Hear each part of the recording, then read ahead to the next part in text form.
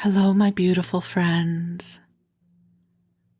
I am Laurel Bleadon-Maffei with Illuminating Souls, welcoming you to this episode of Sleepy Bedtime Blessings, a podcast designed to help you rest, relax, and fall asleep, all while deepening in your connection with your beautiful team of angels who love you so. If we're meeting for the first time, I am an angelic practitioner, a spiritual teacher, and an encourager of souls. And I do this through one-on-one angel sessions, soul mentoring, and a variety of classes designed to inspire your spirit. And you can learn more at my website, illuminating-souls.com. But for now, the angels and I are here to keep you company as you come into a place of rest and sleep. Unless, of course, you're listening during the day and your intention is to stay awake as you run your errands or commute or go for your walk, then I'm here to just be good company. To be a loving, encouraging, sweet voice in the world for you. So this is a special episode because it is our 100th episode of Sleepy Bedtime Blessings. When I say our, I could say my, it's my 100th episode, but it doesn't feel accurate. It feels like this 100th episode belongs to all of us, all of you who've listened, to the angels, to the future listeners. It feels like there is a beautiful collective of light that has been seeding molecules of love for this podcast. And here we are at the 100th episode. I published the first episode on December 1st of 2021. So we're also coming up on the first anniversary. But the 100th episode is so cool. What an accomplishment. That means there's 100 hours of content out in the world. I think that is so beautiful. And so I'm just going to take a deep breath in and celebrate this moment with you. And for this episode, I'm guided to share with you the story of Illuminating Souls. Like, how did we get here? I've been in business now for 17 years. I launched the business in 2006. And there have been so many moments of grace that have enabled me to be here with you now. And so that is going to be our story time for this episode. But before we get there, let's bask in some of the angelic love together, because it is here. I barely feel like I'm in my body right now. There's so much love pouring through. So I invite you to take some nice deep breaths in as we call ourselves forward into the heart of God. The part of my mission here with this podcast is to help you come into the awareness that you are loved, that you are precious, that you are a blessing here on earth. So just take a deep breath in, and even if what I'm sharing may not feel true for you, just let me be right for a little while. Just breathe that in, that you are loved, that you are precious, and that you are a blessing here on earth. And the angels will help you receive this from this transmission, from this broadcast. And if you are getting ready for bed, I invite you to cozy on up and snuggle on in. It's my favorite time of day. I love, love, love my waking life, and I love going to bed at the end of the day. I'm a cozy person when it comes to sleeping. The more blankets, the better. The more pillows, the better. It's like it's a sanctuary, and it's that time where we drift off into the mystery of sleep. And our bodies and our consciousness get to replenish and reset. So just get comfortable in your body. And allow yourself to breathe in the love. And I'm going to invite the angels to be here with us now, even though they're already here. I just love the ritual of inviting them in. And just so you know, you can invite them in at any time as well. I do not have the angels on exclusive retainer. My hope is that this broadcast allows you to create more intimacy with the angels as well, so you can invite them in whenever you are guided to do so. So we'll take another deep breath in, just breathing in the love. And beautiful angels on high, we invite you to be here, and I am so deeply grateful for your invitation to each one of us to join you in this beautiful sanctuary.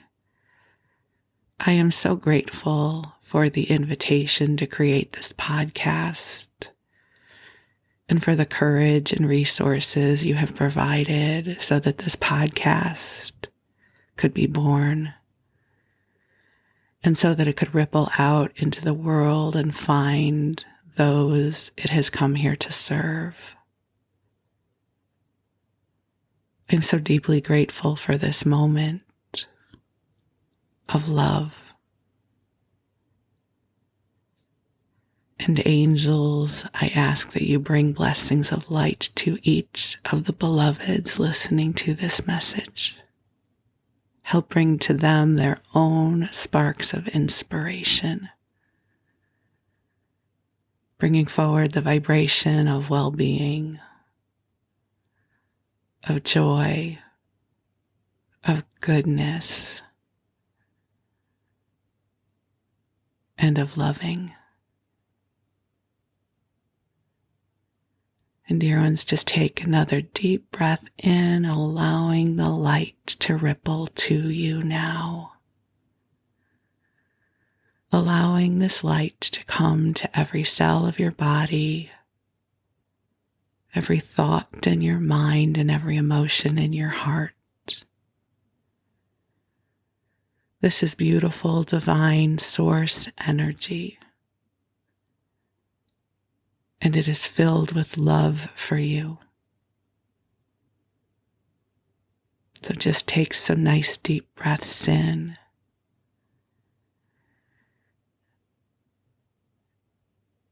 And since I'm going to be sharing with you the story of Illuminating Souls, it's going to take a while. It's a long story. 17 years worth. I'm not going to give you every single moment, but there's a lot to share with you, filled with so much light. So I'm going to start our story early. I normally ramble here with you with the angels for the first 15 or 20 minutes of the episode, and then we go to story time, but we're going to start our story time early. So you get comfortable and take a deep breath and allow yourself to drift off into a beautiful state of sleep. And while you do, your angels will watch over you and I'm going to tell you this story. I've been contemplating how to share this journey, and it feels a bit daunting because there are so many moments, and so I've decided to just let this be organic. This is not going to be a chronological order of events. There's no way I could weave it all into one episode, but I'm just going to share with you the moments that light up for me as I celebrate this milestone of our 100th episode and 17 years of Illuminating Souls, and just allow whatever the story is meant to be just that.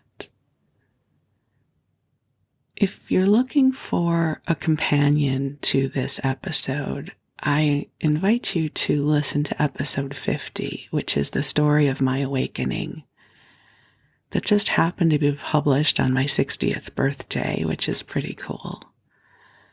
And I share in that episode much of what transpired in the year 2000 that brought me to USM, because that's a huge cornerstone of how Illuminating Souls is born. And if you're new to the podcast, USM is the University of Santa Monica. And I went there to receive a master's degree in spiritual psychology. And then I went for an additional year to add to my degree an emphasis in consciousness, health, and healing.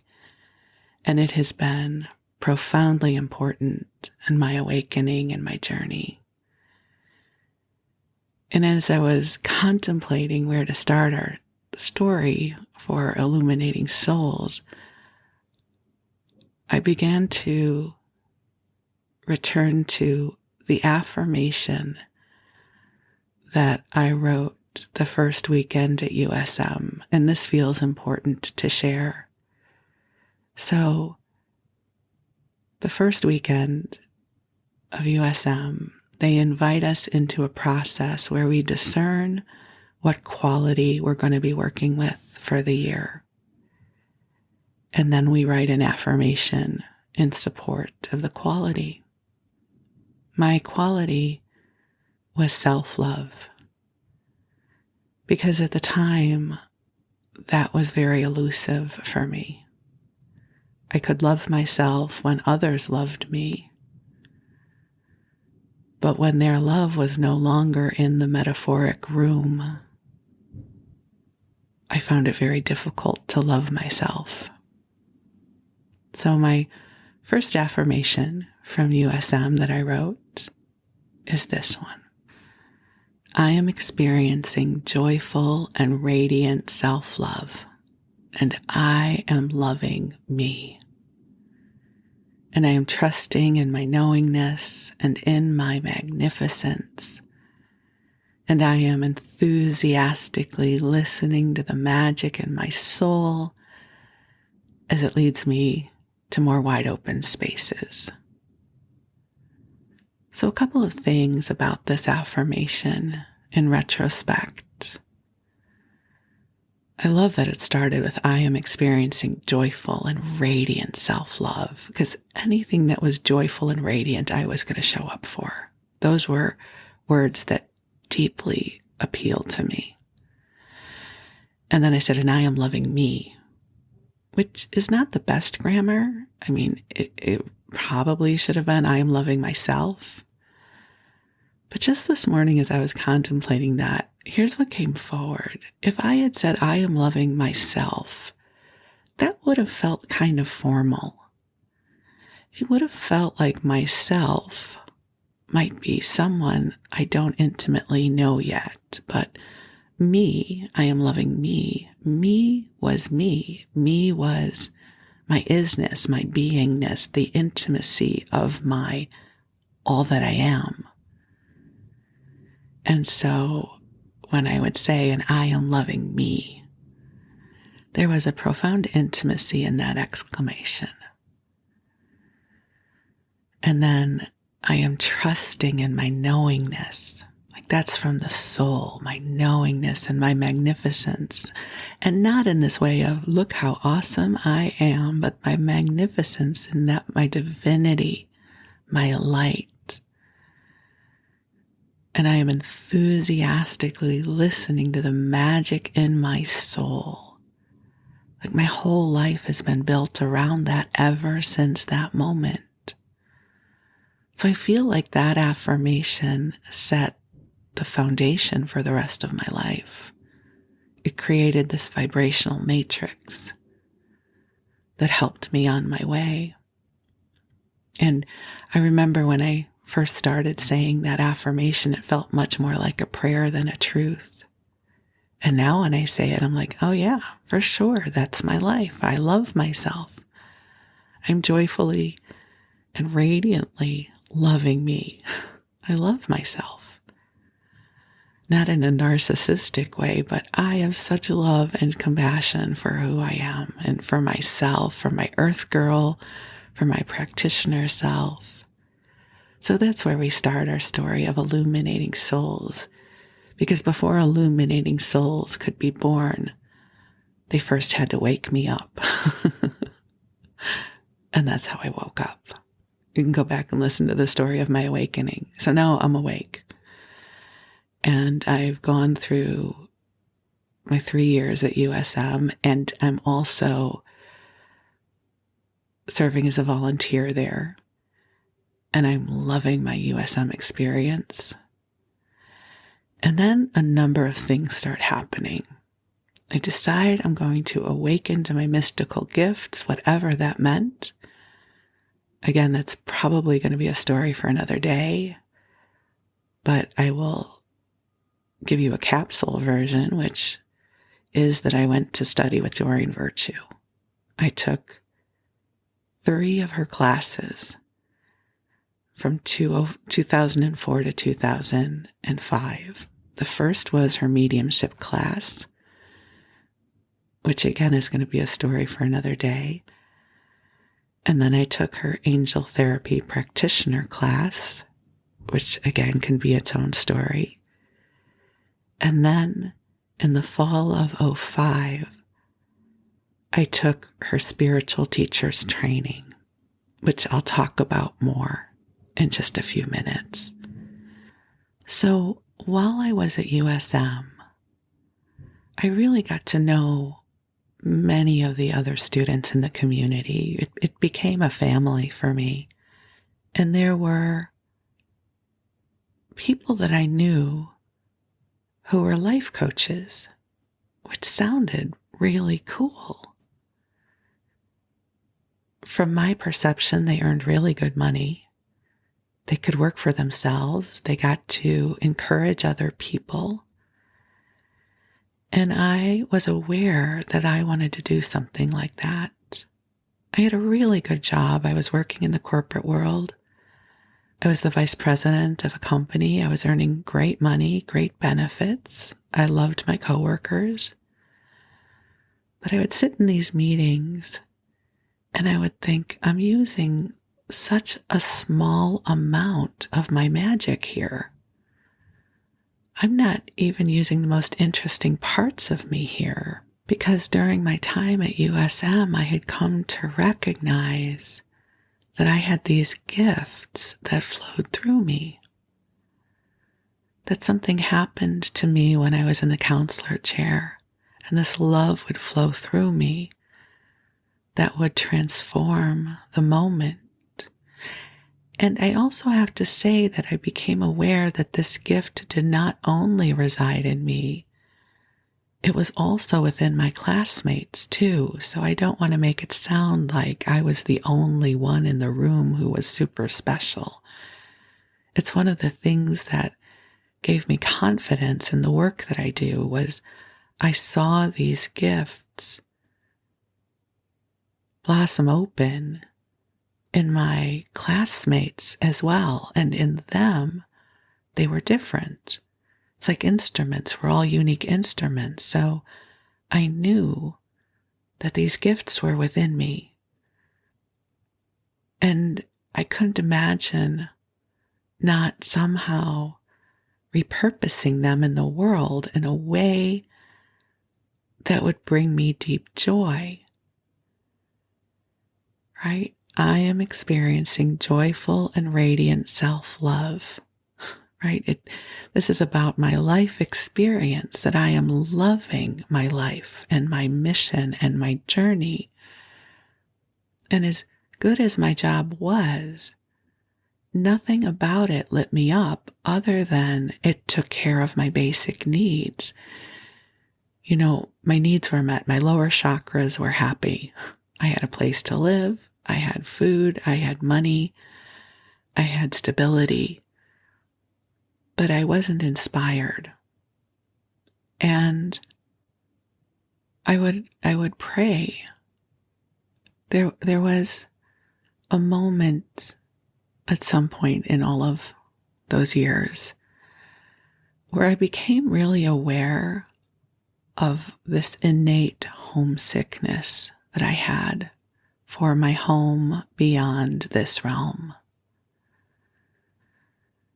That somehow out there, beyond the human incarnation, was this beautiful universe filled with love and expansiveness and wisdom. And I was somehow separate from it. And I would cry and I would release my grief. And one day the angels came to me and they said, part of the challenge for you is that you have it wired that you can't have a life here that feels like home. And that was absolutely true. That was my belief. And they said, here's what we would recommend. Start asking God. Say to God, God, help me create a life here that feels like home. I don't know what that would be. I don't know what that would look like, but I know that you know. So please help me create a life here that feels like home. And I really received that wisdom and that invitation. And I started asking. And my life began to change. And I don't have any grand, profound story of, and then the next day this happened, but it was an evolution. Help me create a life here that feels like home. What would that mean? How would that feel? And my consciousness began to shift towards a different destination. So for probably a good 18 months, I had been contemplating what would it mean if I were to become a life coach. That was the container that I had access to at that time to call myself a life coach. And then I played around with an intuitive life coach because I thought that was much more me. I was very much aware of my intuitive gifts at that point. And so I contemplated that. And then Wes enters my life, which is a whole story for another day. But for the purposes of Illuminating Souls, we're just going to enter the part of the story where he's already in my life. And he is someone who shares this path with me. He is a healer. He is a wise one. He is my guide, right? He's so filled with insight and wisdom and love and support. And he gets who I am and he knows what I'm here to do. And he supports me 1,000,000,000%. So we start talking about what this would mean. What would I do? What would this look like? And at some point, I start playing around with names for my future company.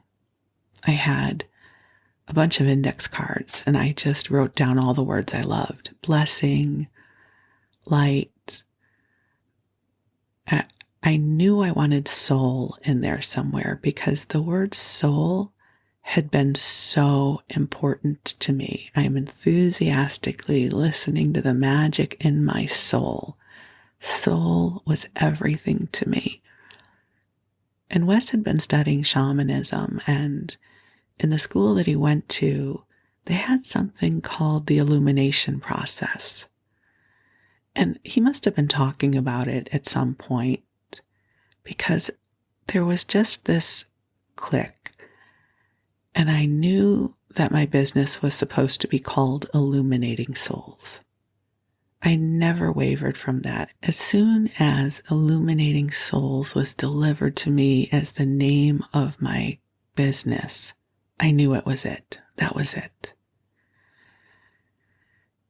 And Wes knew it too. We trademarked the name. It's like, well, I have to get to that part, so I'm jumping ahead. Somewhere around this time as well, my friend Julia was offering marketing, branding, living into your calling workshops. Her background was she had been in advertising and marketing for a long time, and she was a classmate of mine at USM, and she had this profound gift for distilling the messaging and the mission for companies and for people. And I'd been in a few of her groups and they'd been wonderful.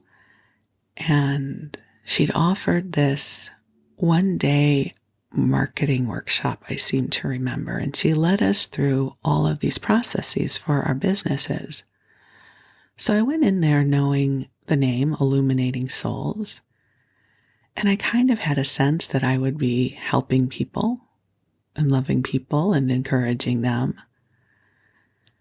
At some point, she had helped me, aka pushed me off a cliff, of acknowledging that my job title, what I would call myself, was going to be Channel for the Angelic Realms, which scared the wits out of me. I was really planning on calling myself something more comfortable, like Intuitive Life Guide. And at some point I said Channel for the Angelic Realms, and she said, that's it. That's what you're called. That's who you are. That's what you do. And I was like, I don't think I can call myself that. Total imposter syndrome, right? Like, oh my God. And she just pushed me off a cliff. She didn't care about my discomfort. She says, you're a channel for the angelic realms. So by the time her marketing workshop came around, I had accepted that as my job title. So in her workshop, she had us attuned to visioning statements for our businesses. And how it felt at the time was, it wasn't that I was visioning Illuminating Souls, but Illuminating Souls' vision was being downloaded to me. It's like, get out of the way and take dictation. This is what we're here to do.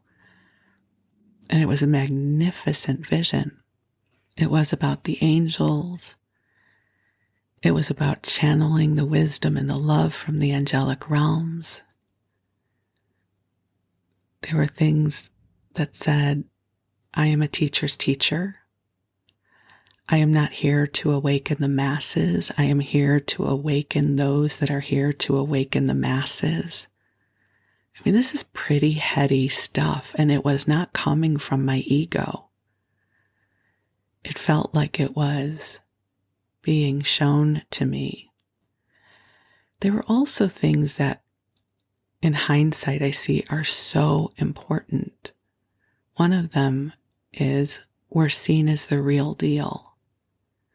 And that was really important to me. If I was going to be leaving a corporate job, I didn't want to just be seen as a neighborhood psychic.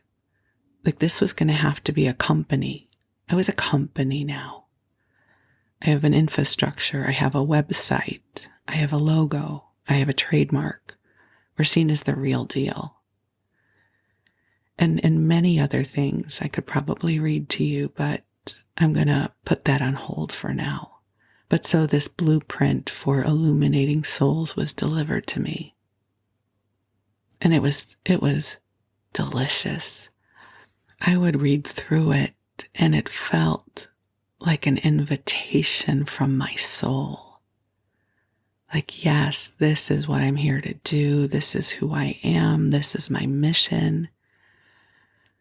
But it didn't yet exist except in vibration. So I just kept steeping with it. And then I got my angel therapy practitioner training. And an important part of that training is that Doreen brings in a panel of other practitioners who are already doing this work. And they would tell us how they started their businesses and some of their best business practices. So at the time, much of Doreen's vision was all about making sure we had the tools to also step out and do this work professionally, which was so generous. So in 2005, the matrix started getting established where I started seeing a path forward for this to become a business. I still didn't quite know how.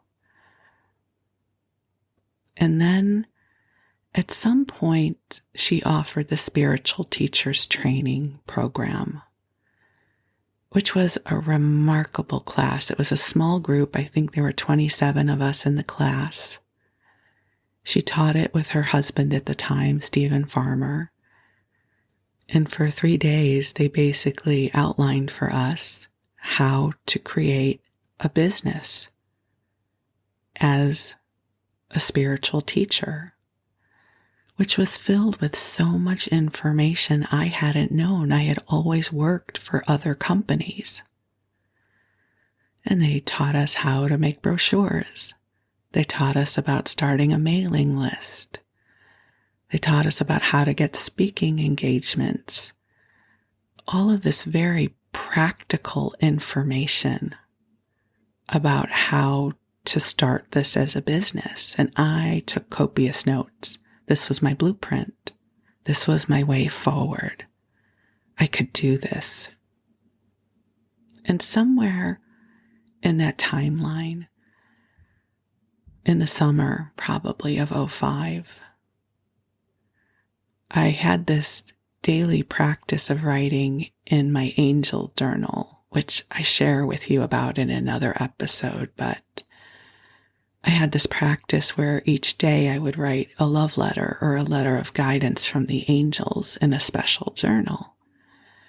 And it's not that I always knew that it was special. I sometimes just wrote in it as an act of consistency. I didn't necessarily feel the magic.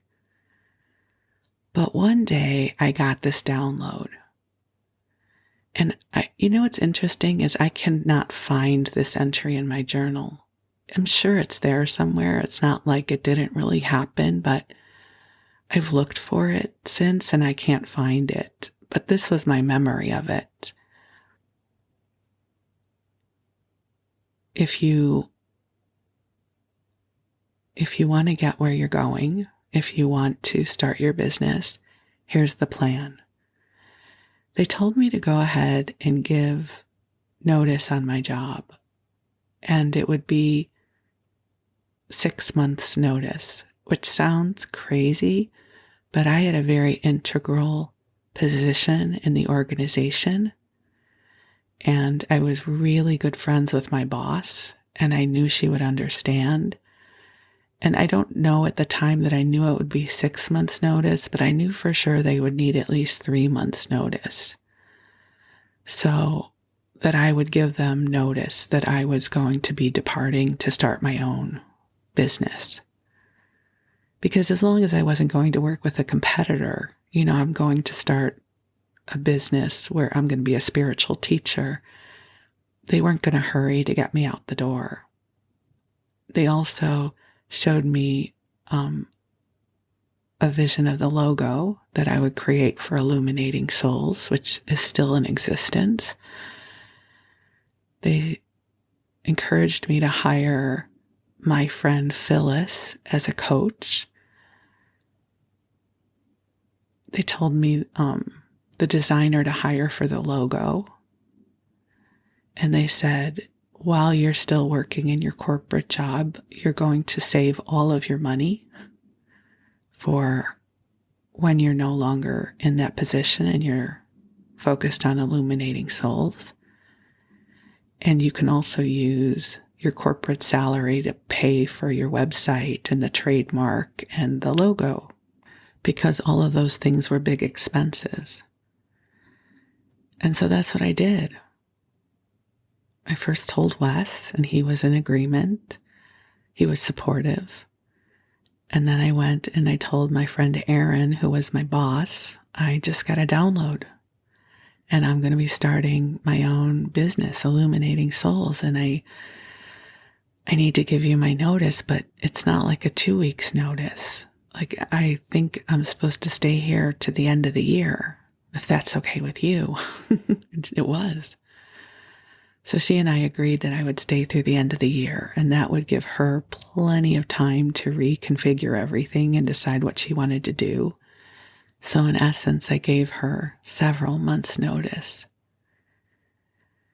And then I began to move forward towards Illuminating Souls. I did hire the web designer and the logo designer and my friend Phyllis as my coach. And I was still working with Julia and started to put everything in place. And I knew enough to only share this vision with a select few people. It was so tender within me because I was excited, I was exhilarated, and I was terrified. And I knew I could not share this vision with anyone who would feed my terror. And so I knew that my mom would be the last person I would tell. And it was going to be months before I would tell her because I had to be strong in myself before I gave her the information. So for several months, I was building the infrastructure for Illuminating Souls, envisioning the classes I would offer and getting everything ready. And I remember finally in November, I told my mom, and she said everything to me that I thought she would say, like, couldn't you just keep your job and do this on the side? You have such good benefits. You have a retirement plan. And I just laughed and I loved her. I said, I love you, Mom. I knew that that's what you would say. And I know you're worried about me, but this is my dream. And I will regret it if I do not take this chance. I can always get a job. That was my confidence in that moment. Was I didn't know that I could ever get a job that paid as much as what I was earning at that moment. But I knew in the job market as it existed back then, I would always be able to get work. I would always be able to pay my rent. And if for some reason I had hard times, I could always go back and live with my mom, or I could always go and live with Wes. Like something would happen, and I knew that I would regret not trying because the calling in me was so strong and so lovely. I needed to know if I could do this. And I had seen other people do this, so that was my blueprint. I had friends that were life coaches. I knew people in the angel therapy practitioner community that were doing this. So to me, it didn't seem so weird. It was normalized in some ways. So in January of 2006, I launched Illuminating Souls. And this is before social media existed. And it's so interesting as I look back at it that I hit it at just the right time. There are no mistakes. So when I launched Illuminating Souls, I thought I knew the classes that I would teach, and I had one, and I had a few people in it. And then in spiritual teachers training, I said it was in September. I'm now thinking spiritual teachers training must have been maybe in January of '06. It may have been right when I launched my business. And this is why I'm telling you this. This is why I think that's the case. Part of the spiritual teachers training class was that Doreen would give everyone a short reading. And in my reading, she said, I see writers' groups for you. And she said some other things. And I was so out of my body from the energy, it never occurred to me to ask her if I was supposed to take or participate in a writer's group or facilitate one. And I came back and I shared that with the three people that were in one of my classes, and they got so excited. They said, facilitate one. We want to be in your writer's group. Because at the time I was known for my writing and I loved writing. And I said, okay, that sounds good. And I started my spiritually based writers group, which was a cornerstone of my business for several years. And they were wonderful. And so I announced my spiritual based writers group to the USM alumni Yahoo group. And what was so cool about that was the timing, because at that moment in time, hardly anyone was offering classes or services within the alumni group. I mean, we were allowed to, but there just wasn't a lot of that happening. So I went to the Yahoo group and I shared with people about my spiritually based writers group, and that there would be angels and love and prayer and meditation, and people signed up. In those first years, we met in my living room in Los Angeles, and they were wonderful. And then I decided to do a virtual one over the phone. And those I announced to the angel therapy practitioner community. And again, at that point, there weren't a lot of people offering classes within the ATP community. And I had people sign up. And so those two groups met for several years, one virtually and one in person in my living room. And they were magical. They were wonderful. I still sort of long for those circles and those people because they were so beautiful. And that's a really significant part of how I launched Illuminating Souls, was in these spiritually based writers groups. We would meditate. We would share. They would read something that they had written. It was a magical time. And eventually they petered out. Everything has a life cycle, and at some point those came to completion. But by that point, I had started to build a following. So another significant development that happened was in March of '08, I started direct voice channeling Josephus and the Wisdom Council, which was so cool. And I had taken a channeling class, so this isn't going to sound as woo. I had tried to engage my gifts as a channel. I had taken a class. And my first experience, though, of channeling Josephus and the Wisdom Council happened in the group that had been meeting in my home, which by this point had been reconsecrated, the Mystical Ascension Group. Great name. I love that name. And so my first experience of channeling Josephus happened in that group that had been meeting in my home for several years. So at some point in '08, I had started to do angel circles with Josephus and the Wisdom Council, where people could ask questions and I would channel answers, and they were super cool. And my friend Janice from USM had come to one and she liked it. And at some point we were having a conversation and she said, "You know what I was thinking? I wish you would do these angel circles on a regular basis. But I don't want to drive to Beverly Hills," because I lived adjacent to Beverly Hills. She lived in Santa Monica, and anyone who's from LA knows that trying to drive from Beverly Hills to Santa Monica or vice versa during rush hour is not an easy task. And so she said, "I would love it if you would do it on a regular basis.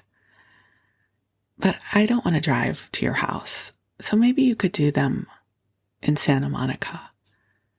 And I said, "I'd love to. I just need to find a place to do them." And she said, "Well, I would host them." I said, "Okay." And Janice had this really darling apartment in Santa Monica and had a strange number of chairs. I just have to say this out loud. So Janice, if you're listening, I never asked why you had so many chairs, but she had these chairs that stacked on top of each other. And somehow we could fit 20 people for an angel circle in her apartment. I don't know how that worked. Really, in hindsight, it's a miracle. But she had a couch and she had a chaise and she had chairs and somehow we all fit.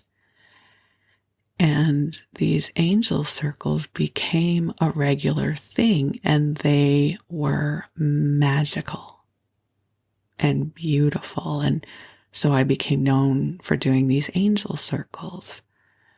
So all of these things, the University of Santa Monica alumni community, the angel therapy practitioner community, the angel circles, all helped build my business.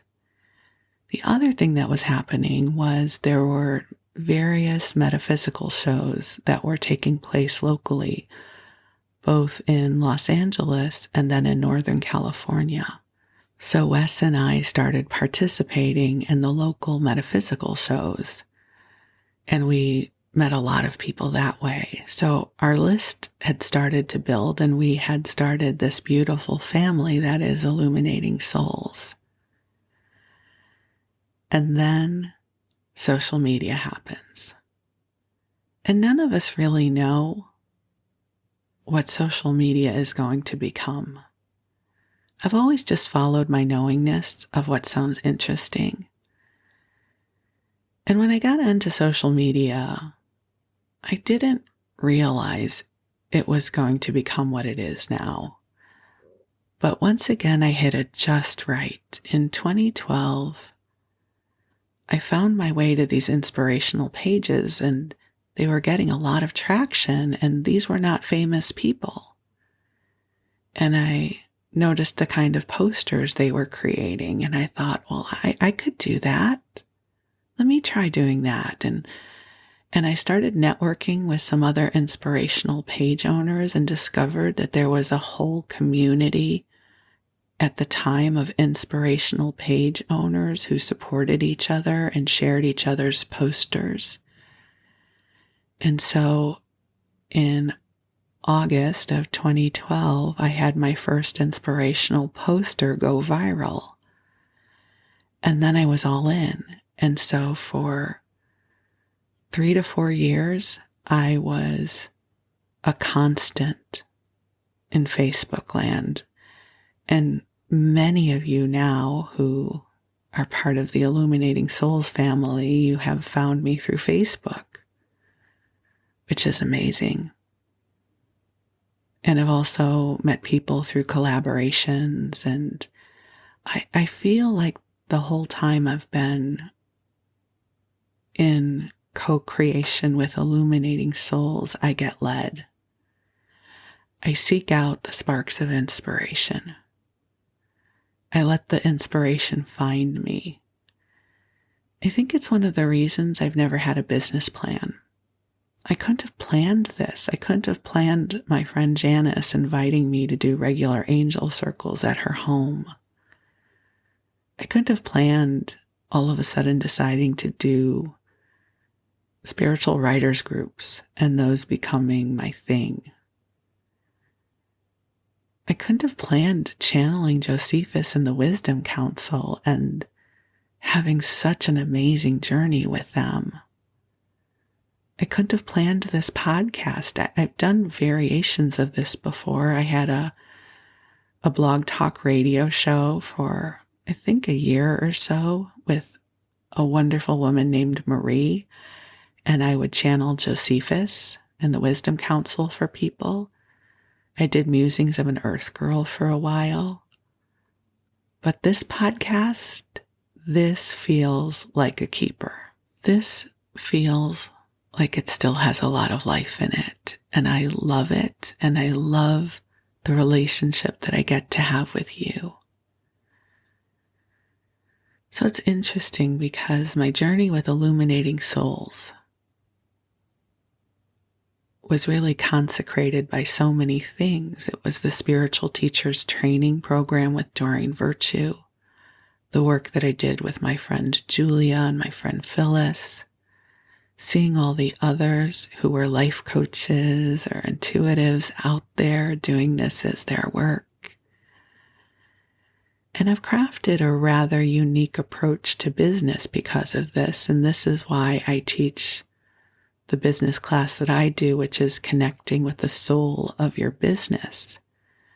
Because from day one, it was the soul of Illuminating Souls that has led me forward. I experience Illuminating Souls as a divine, wise entity. And I am on its board of directors, as are many divine beings. And we have a mission. And the mission is to bring more love to this planet and awaken people to the magic in their souls. This is what I'm here to do. So that beautiful affirmation of I am enthusiastically listening to the magic in my soul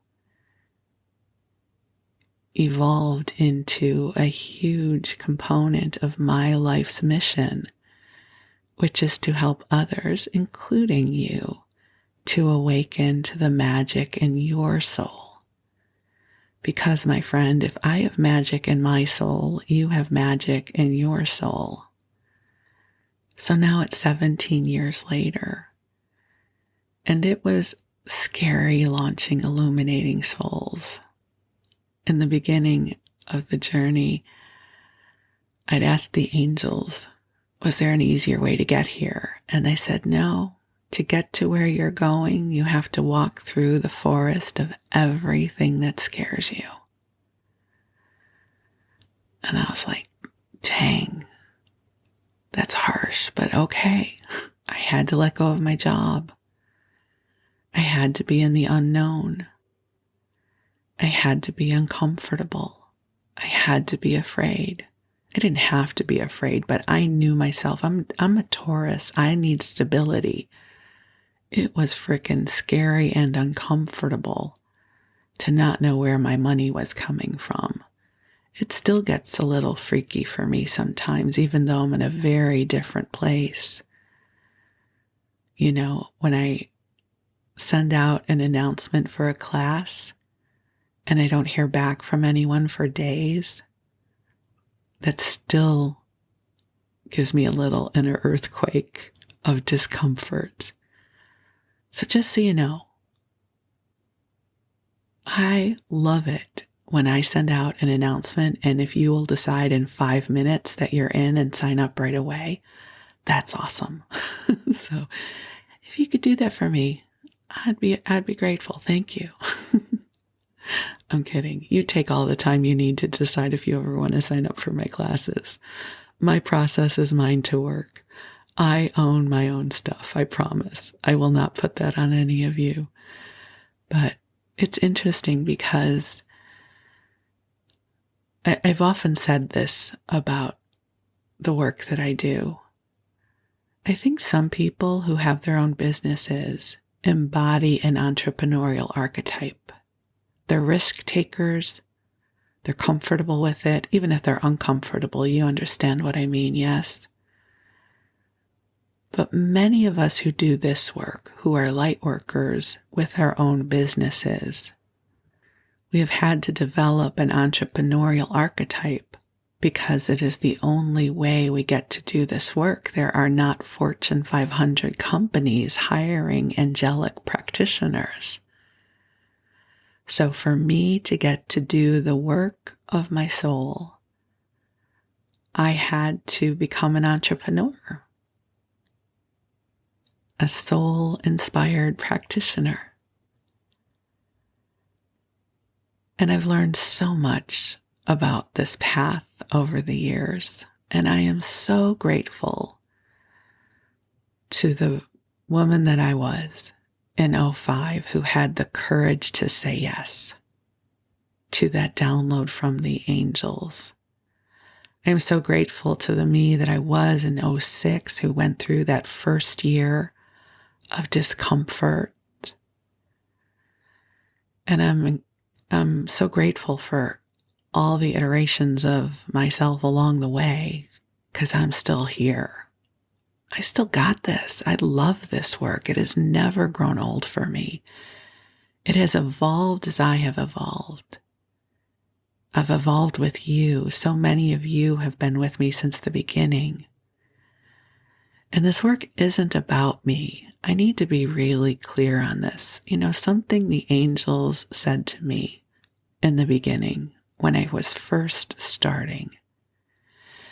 They said, someone's healing, someone's spiritual journey has very little to do with you and everything to do with them. And they were saying that to me so that I wouldn't move into this place of over-responsibility or uber-importance, that I somehow had to rescue anybody. If you think about it, your spiritual journey and your healing journey started long before you met me. It has almost nothing to do with me, if anything at all. But what I do get to do is I get to bring to you molecules of love and comfort and inspiration and encouragement. It's like a little water can, right? I just water your garden a little bit with you. But you planted that garden a long time ago. The books you've read, right? The contemplation, the studying, your willingness to forgive, to heal, to look at life with new eyes, that's all yours. So when I think of illuminating souls, when I think of everything that has flowed through, it belongs to the divine. Do you know that Illuminating Souls has touched millions of lives over the years? It absolutely has with social media. And I have personally, directly worked with thousands and thousands and thousands of you. It's amazing. What a blessing. So Illuminating Souls, it is a vibration. It is an essence. It is an intention that we are here to help you awaken to the magic in your soul. We are here to bring more love. We are here to help evolve consciousness. We are here to keep you company on your path of light so that you know whenever you tune in to Illuminating Souls that we are here to bring you love. You can always expect love from this place. As long as I'm here, I will bring you love, and I will bring you encouragement, and I will help you remember who you are as a divine being in human form. This is my mission, and I am able to live my mission because of you. You are an answered prayer back in '05 when I was allowing the blueprint of Illuminating Souls to download to me, you were a prayer in my heart that I would somehow find those that I have come here to serve. And here you are, this moment of you hearing this message, this is a miracle. This is an answered prayer. You are an answered prayer. That person that I was in '05, wishing and praying and hoping, somehow finding the courage to step upon this path. I prayed for you. I hoped for you that somehow the universe would bring us together and we would find each other and shine the love together. So here we are. So there's lots more I could tell you and fill in the blanks along the way, but that's the essence of the story of Illuminating Souls. I said yes to a download from God and the angels and our soul family. And somehow, miraculously, I have been provided along the way. And I'm still here.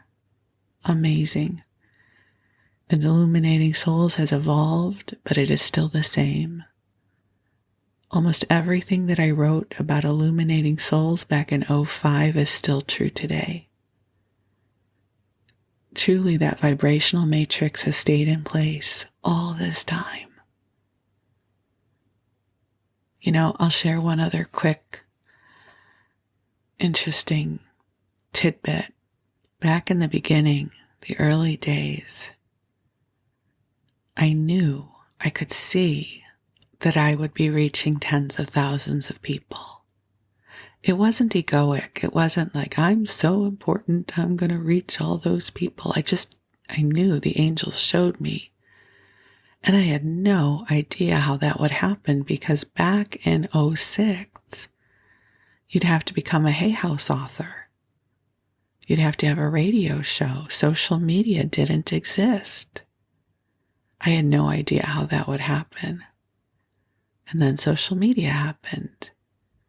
And then in 2012, I learned about the inspiring posters and the Facebook Illuminating Souls page took off. And one day I realized, without even knowing it, that on a daily basis, I was reaching tens of thousands of people all the time. And I just think that's amazing, right? It's like these miracles exist, and we're not responsible for figuring out how to make them happen.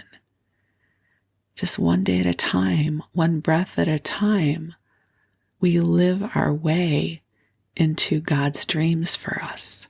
That's the story of my life the last 17 years.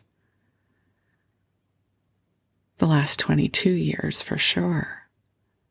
Each day, a little bit at a time, I live into new dreams that God has placed upon my path. This podcast is one of them. There are more dreams calling to me. I don't know what they'll become. It's my job to decide if I'm going to say yes. I don't have to say yes to all of them. But that's the invitation, that the sparks of inspiration come in. And over the years, I have developed a comfort in being in the mystery of this process, that I trust in my knowingness and in my magnificence, and I enthusiastically listen to the magic in my soul as it leads me on this beautiful journey. And so I share this with you. And my prayer for you is that you hear the magic in your soul as well. And some breadcrumbs of inspiration and light find you. And together we walk this path of light and we shine love upon this planet as we remember who we are and we help others awaken to their light and their magic as well. So thank you so much for being with me on this 100th episode. I'm so profoundly grateful for you. I look forward to the episodes yet to come. I look forward to seeing where this takes us.